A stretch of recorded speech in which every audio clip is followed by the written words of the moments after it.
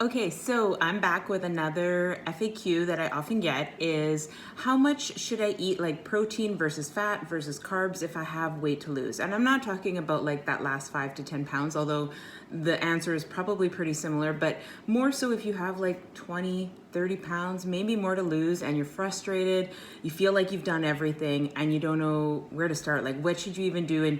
And often people ask me this because, you know, they've tried various diets, they've tried Weight Watchers, they've tried whatever, and they're just not seeing progress.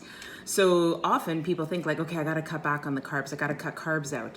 And same as the disclaimer before my other video is that everyone is unique and everyone is different, and what works for one person doesn't work for another. I personally have tried cutting out carbs pretty substantially from my diet and my body did not like it twice.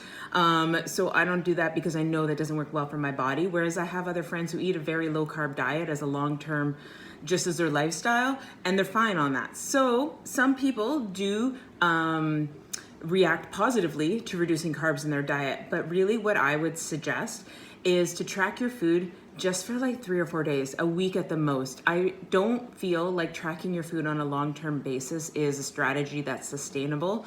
And if you really want to lose weight and keep it off, then you need something that's sustainable, not something that's going to work for 3 weeks, 5 weeks, 6 weeks. You need something long-term. And I just don't think tracking food long-term is something that people can or want to do in their life. But if you track it for a few days, you can get a baseline. And what I mean by a baseline is you can look at how many grams of protein are you getting a day. If you're getting less than 50 grams a day, I would say up it for sure. Instead of thinking about what you can take out of your diet, think about what you can add in to up your protein. If you look at your overall daily totals, a lot of the apps will like calculate it on a percentage basis, how much of your diet is carbs versus how much is fats versus how much is protein. And if you look at that and your carb intake is like 60, 70%, that's an indicator that you probably can up the protein, up the healthy fats, because you're eating so much carbs to feel full, to feel satiated. I always say that word wrong. And if you eat more protein, more fiber in fruits and veggies, and more healthy fats, those are the things that will keep you full longer. And you won't feel the need to just reach for all this processed carbs. And then the other thing is it will give you a baseline for your daily intake of calories. And really weight loss comes down to simple math in terms of calories in and calories out. So if you're consuming, let's just say 2,500 calories a day, you need to eat less. You need to burn more energy, and you need to eat less than the energy you're burning, in order to lose weight. Now, on the flip side, I often see this with a lot of my one-on-one clients. They're not eating enough.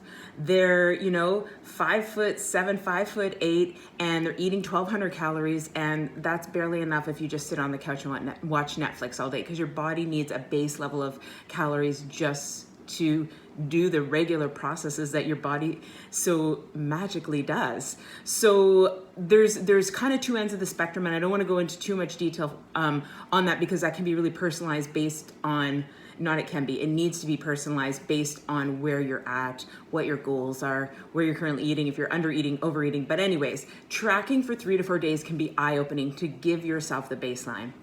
And a note on carbs.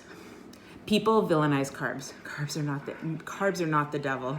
Carbs are fine. Carbs are a necessary part of your diet, of your nutrition. Carbs fuel us. We need them in along with everything else. The problem is that people generalize carbs with like bread, pasta, rice, muffins, all that stuff. And they're like, I'm not eating any carbs. But you get carbs through fruits and vegetables. You get carbs in so many different areas.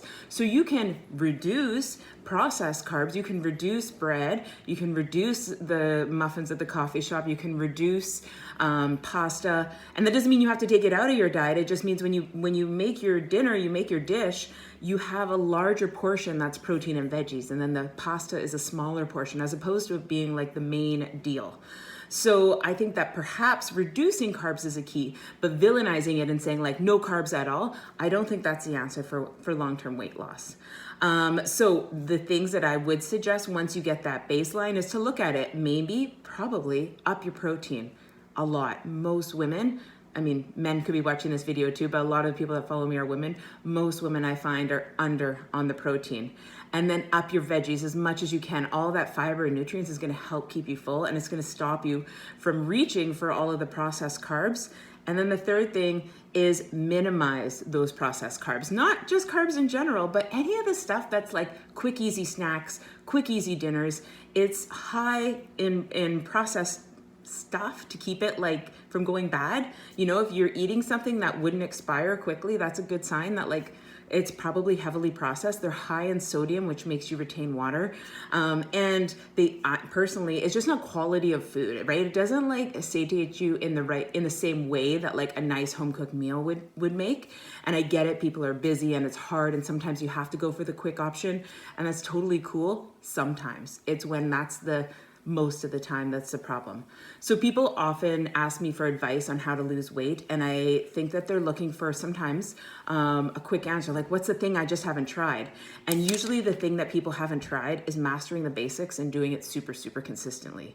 And it's hard because if you don't have accountability and you have a hard time sticking to it, it's hard to do it in the long term, which is why it can be beneficial to have a coach, to use some of these apps, to join an online group, whatever sort of accountability you can have to keep yourself going, because at some point the motivation dips, and if you don't have someone pushing you back or keeping you on track, then you just get off.